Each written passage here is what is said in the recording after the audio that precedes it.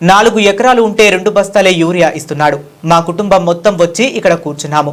కేసీఆర్ ఉన్నప్పుడు మేము ఎప్పుడు ఇబ్బంది పడలేదంటున్న మహిళలు. ఈ వయసులో కూడా మరి నా కొడుకు తీసుకొస్తలేడా? నీ కొడుకు తీసుకొచ్చి ఇక్కడ కూర్చోబెట్టిపోతుండా?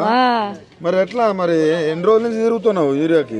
ఇయ్యాలనే అయ్యా, ఇయ్యాలనే వచ్చినాయి. యూరియాకి వచ్చినావా లేకపోతే వేరే ఏదైనా ఊరికే వచ్చినాయా? అరే రేవంత్ రెడ్డి ఏమో ముఖ్యమంత్రి ఏమో యూరియా ఫుల్ ఇస్తానంటాడు. మరి ఏది ఏది అంతేనా? ఎన్ని ఎకరాలు ఉంది కొడుకు?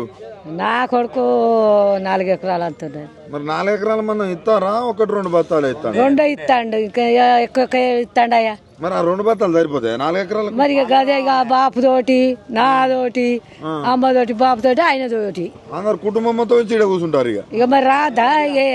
బత్తాలు సరిపోవద్దా? మరి సరిపోవద్దా? ఎప్పుడన్నా ఇబ్బంది పడరు ఇట్లా కేసీఆర్ ఉన్నప్పుడు? పల్లె ఇప్పుడే ఎట్లా మరి? ఇట్లా కేసీఆర్ వచ్చినాక ఎట్లా? సారీ రేవంత్ రెడ్డి వచ్చినాక ఎట్లుంది?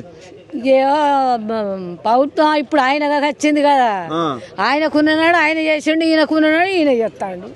మరి ఎవరైనా మార్పు అన్నారు, ఎట్లుంది మార్పు? మార్పే వచ్చింది. మార్పు వస్తే మనం ఏం చేస్తాం ఇప్పుడు? అయ్యా చెప్పు. ఫ్రీ బస్ ఎక్కుతానా? Free bus